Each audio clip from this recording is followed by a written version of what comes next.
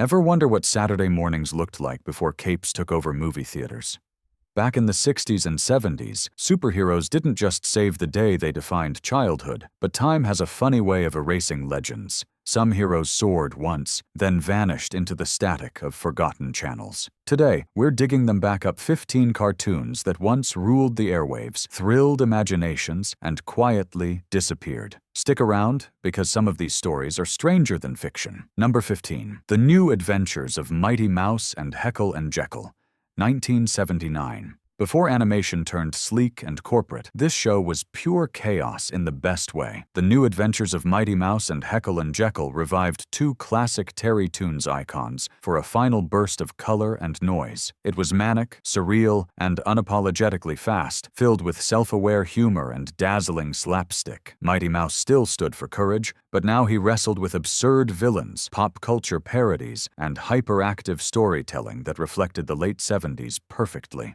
Critics didn't always get it, but kids loved its zany freedom. It marked the end of an era, one last hand-drawn celebration, before animation grew safer and simpler. Though it lasted only a season, it left a spark that influenced later shows like Animaniacs. It was wild, funny, and fearless, exactly what Saturday mornings were meant to be. Number 14. The Freedom Force, 1978. Myth met Saturday mornings in The Freedom Force, airing briefly in 1978. This filmation series united heroes from legend Hercules, Isis, Sinbad, Merlin, and Super Samurai in one gloriously strange team. They didn't fight for fame, they fought for balance. With swirling colors, booming narration, and psychedelic landscapes, each episode felt like a comic book painted under a disco ball. The stories mixed moral lessons with fantasy adventure, and the voice acting gave every battle a sense of grandeur. Despite lasting only 5 episodes, its creativity was unmatched. It dared to blend mythology,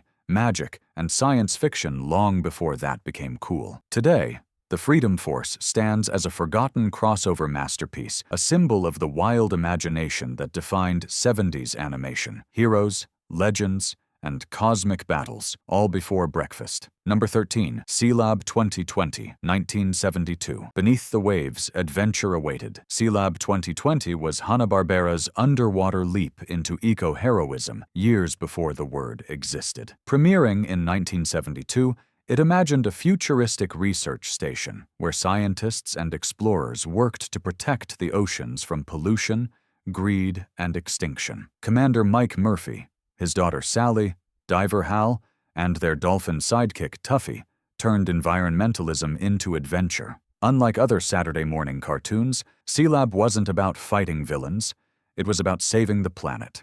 Each episode tackled real-world issues through sleek submarines and moral purpose. But that seriousness made it a hard sell. Kids expecting explosions got science lessons instead. Though it sank after one season, Sealab 2020 proved prophetic. Decades later, Adult Swim's Sealab 2021 resurrected it as a wild parody, turning forgotten animation into cult comedy. The original may have faded quietly, but its message still echoes a bright, blue dream of heroes who fought for the future, one ocean at a time. Number 12.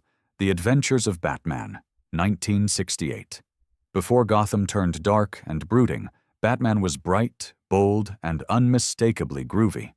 The Adventures of Batman 1968 brought the caped crusader to Saturday mornings with Hanna-Barbera flair, a bridge between the campy Adam West era and the more serious animated takes that followed. Olin Soule voiced Batman, with radio legend Casey Kasem as Robin. Together they faced the Joker, Penguin, and Catwoman in zippy 20-minute adventures packed with wild gadgets, colorful explosions, and that unmistakable na-na-na-na Batman energy animated style. What made this version stand out wasn't its action, but its spirit. Batman wasn't a tortured vigilante, yet he was clever, confident, and even a little cheeky.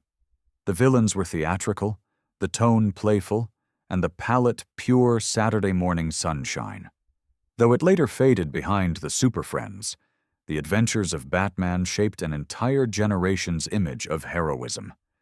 Its voice talent and animators carried that upbeat energy into the 1970s DC universe, setting the stage for decades of superhero storytelling. It may look dated now, But this was the Batman that smiled while saving the day and made justice look fun. Number 11. Super President, 1967. It sounds like satire now, but in 1967, America really did have a cartoon about a president with superpowers.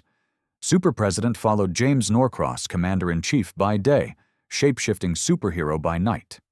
One moment he's in the Oval Office, the next he's turning his body into steel, granite, or pure energy to save the world. Produced by DePatie Freleng Enterprises, the studio behind the Pink Panther, the show was a patriotic fever dream. Each episode opened with a booming theme song as Norcross received emergency alerts from his supercomputer, then jetted off to stop meteors, aliens, or rogue spies all before his next cabinet meeting. Critics called it absurd, and even in the campy 60s, the idea of a superpowered president stretched credibility to its breaking point. It was canceled after one season, but what a season it was. Today, Super President stands as a perfect time capsule, equal parts earnest, bizarre, and hopeful. It captured a moment when television truly believed science and leadership could solve anything. It may not have aged gracefully, but its sheer ambition still fascinates, a reminder that once upon a time, even the White House could wear a cape. Number 10. Aquaman, 1967 to 1970. Before Jason Momoa made waves, there was a brighter, simpler Aquaman ruling Saturday mornings. Premiering in 1967, The Adventures of Aquaman was part of Filmation's Superheroes lineup, giving kids their first colorful glimpse of Atlantis. This wasn't the brooding warrior of today. This Aquaman smiled, surfed giant seahorses, and fought evil with 60s-era optimism. Alongside his sidekick Aqualad, he battled villains like Black Manta and the Brain in splashy, limited animation. Each episode opened with a triumphant fanfare that turned the ocean into a world of mystery and adventure. What made it memorable was its tone. The sea wasn't scary, it was alive, magical, and worth protecting. Even the giant sea creatures felt like allies in a vast underwater family. Though it only lasted a short time, The Adventures of Aquaman defined how an entire generation saw the hero. Before Hollywood gave him muscles and angst, he was already king, ruling the waves with nothing but courage, color, and a seahorse named Storm. Number 9. Space Ghost and Dino Boy, 1966 to 1968. Long before he became a talk show parody in the 90s, Space Ghost was deadly serious and impossibly cool. Space Ghost and Dino Boy debuted in 1966, pairing a cosmic hero with a prehistoric survivor in a split show that jumped between sci-fi and jungle adventure. Space Ghost patrolled alien worlds with teen sidekicks, Jan and Jace, and their monkey, Blip. Armed with wristbands that fired energy beams and invisible force fields, he battled molten men, insect warlords, and space pirates in stories that felt larger than Saturday mornings could contain. The tone was sleek and cinematic, with bold music and striking visuals by comic book legend Alex Toth, whose minimalist designs made Space Ghost one of animation's most iconic heroes. The companion segment, Dino Boy in the Lost Valley, followed a boy and his caveman ally, Ugh, surviving among dinosaurs raw, pulpy, and unexpectedly emotional. Though it lasted only 2 seasons, Space Ghost shaped the DNA of every animated adventurer that followed from Johnny Quest to Thundar the Barbarian. He was the original cosmic guardian, stoic, stylish, and proof that even cardboard tube power bands could make kids believe they were saving the galaxy. Number 8. The Herculoids, 1967 to 1969. If you ever wanted Tarzan meets Star Wars before either existed, you'd find it in the Herculoids. Created by Hanna-Barbera in 1977, it was a wild blend of sci-fi and jungle fantasy set on the alien world of Amzot, where a fearless family and their bizarre creatures defended their planet from invaders. Xandor, the rugged hero, led his wife Tara and son Dorno alongside an unforgettable lineup of allies. Gloop and Gleep, the lovable shape-shifting blobs, Zook, the laser-shooting dragon, Igu, the mighty rock giant, and Tundro, a 10-legged beast who fired energy rocks from his horn. Together they formed one of the most imaginative teams in Saturday morning history. What made the Herculoids stand out was its primal energy. No cities, no spaceships, just wilderness, courage, and teamwork against impossible odds. Every episode felt like a myth unfolding in outer space. Though it ran for only 2 seasons, its influence rippled across decades from He-Man to Avatar, The Last Airbender. It proved that heroism didn't need skyscrapers or capes, just heart, bravery, and creatures born from pure imagination. Even now, those thunderous footsteps and laser zaps echo through animation history, a bold dream from another world. Number 7. The Mighty Heroes, 1966 to 1967. Superheroes aren't always smooth, and that was the magic of The Mighty Heroes. Created by animation legend Ralph Bakshi in 1966, the show followed 5 small-town do-gooders who were as clumsy as they were courageous. There was Strong Man, the Muscle, Rope Man, who could tangle himself into knots, Tornado Man, a literal whirlwind, Cuckoo Man, the anxious flyer, and yes, Diaper Man, the baby leader armed with a bottle slingshot. Every episode began with the heroes bungling their day jobs before chaos called them into action. What followed was a whirlwind of slapstick rescues, misfired powers, and accidental victories. Beneath the goofiness, though, was something clever, an affectionate parody of superhero tropes, and a gentle reminder that heroism doesn't require perfection. Though it only lasted 1 season, The Mighty Heroes became a cult gem, foreshadowing Bakshi's later blend of absurdity and intelligence. Decades ahead of its time, it proved that saving the world could be messy, loud, and hilarious, and that even a team of misfits could still save the day.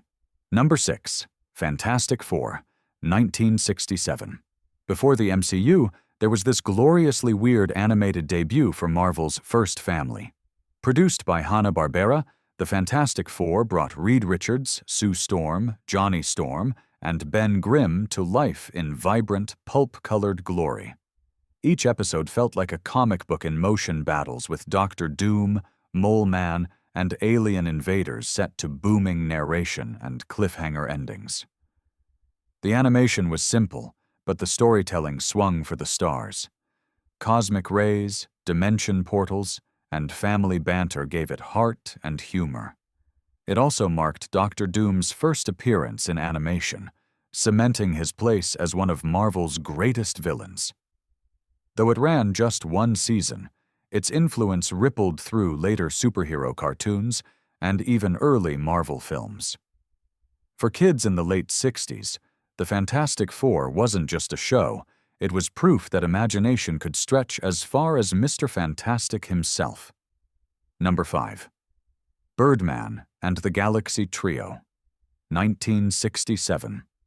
Long before courtroom parodies made him a meme, Birdman was the embodiment of pure heroism. Birdman and the Galaxy Trio debuted in 1967, blending superhero action with cosmic adventure under Hanna-Barbera's banner. Ray Randall, aka Birdman, drew his powers from the sun, soaring through the skies and unleashing radiant energy blasts alongside his loyal eagle, Avenger. Voiced by Keith Andes, Birdman's booming cry of "Birdman" became one of the most iconic catchphrases of the decade. Every episode radiated optimism and grandeur, with dramatic scores and bold comic book flair. The show also featured the Galaxy Trio Vapor Man, Gravity Girl, and Meteor Man patrolling distant worlds with colorful atomic age imagination. Though the animation was simple, the ambition wasn't. Birdman's gleaming wings and fearless spirit captured the hopeful energy of the 1960s. Decades later, Harvey Birdman. Attorney at law would turn him into satire, But the original series remained pure sincerity, sunlight, courage, and the belief that good always rises with the dawn. Number 4. The New Adventures of Superman, 1966 to 1970.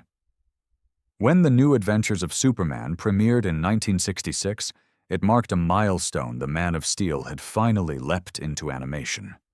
For the first time, kids could watch Superman soar across Saturday morning TV, cape rippling over a painted metropolis skyline. Voiced by Bud Collyer, who'd originated the role on 1940s radio, this Superman stayed true to his Golden Age roots, facing mad scientists, aliens, and disasters with calm confidence and moral clarity. Produced by Filmation, the show used bold lines, bright colors, and stirring music to make every leap feel monumental, even on a modest budget. What defined it wasn't spectacle, but sincerity. Superman wasn't tortured or cynical. He was brave, kind, and resolute, teaching that strength meant responsibility. With Lois Lane, Jimmy Olsen, and Perry White in tow, the show grounded cosmic heroism in everyday humanity. Though its animation now feels dated, its influence endures. The New Adventures of Superman set the standard for all that followed, from Super Friends to Justice League Unlimited.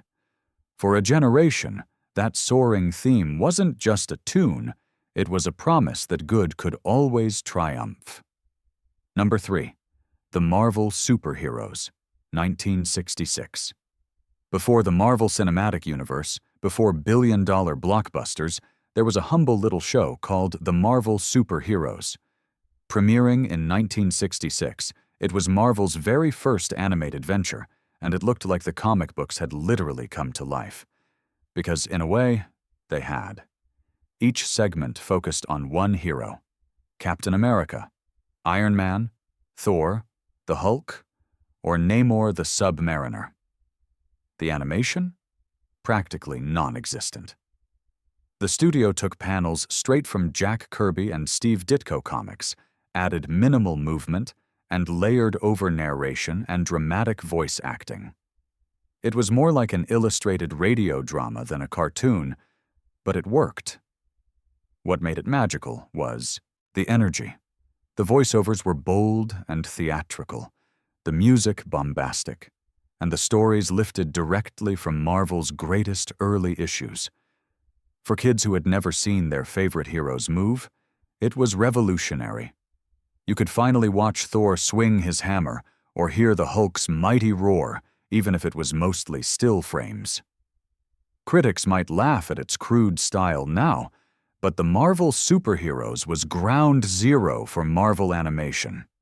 It gave an entire generation its first taste of the Marvel Universe. And those iconic theme songs? When Captain America throws his mighty shield, they're still stuck in fans' heads 6 decades later. Without this low-budget experiment, Marvel's heroes might have stayed trapped on comic pages a lot longer. Sometimes history begins with a few still images and a whole lot of imagination. Number 1. Spider-Man, 1967 to 1970.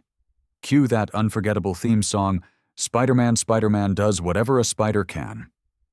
Few opening lines have ever defined a hero so completely. Debuting in 1967, Spider-Man was Marvel's breakout animated hit, and the show that turned Peter Parker into a household name. Produced by Grant Ray Lawrence Animation and later Ralph Bakshi, it captured the perfect balance between teenage awkwardness and superhero action. Peter wasn't rich or invincible. He was a kid juggling homework, heartbreak, and hero duty. That relatability made him an instant icon. The animation was rough, the backgrounds recycled, and yet it worked. The moody, hand-painted cityscapes gave New York a noir atmosphere that no other cartoon had attempted. When Spider-Man swung through the skyline, even in looping frames, it felt alive. Each episode brought comic book villains like the Vulture, Mysterio, and the Green Goblin to life for the first time. The narration was urgent, the music jazzy and eerie, and the pacing electric. Kids didn't care about the technical flaws, they were hooked. Ralph Bakshi's later direction turned the show darker and stranger, introducing surreal lighting and abstract designs that accidentally made it look ahead of its time. It was gritty, weird, and unforgettable. Decades later, that simple theme song still echoes through pop culture. Every movie, every reboot, every meme owes something to this little animated miracle from 1967. It wasn't just Spider-Man's first television show, it was proof that animation could make comic books move in ways no one had imagined, and that, truly, was its superpower. From seahorses to space rays, these forgotten heroes didn't just fill screens, they built the blueprint for everything that came after. They were bold, colorful, and gloriously imperfect. But they taught an entire generation how to dream in ink and color. Which of these classics deserves a comeback? Tell us below, and if you grew up with any of them, hit subscribe, because nostalgia isn't about looking back. It's about remembering why we looked up in the first place.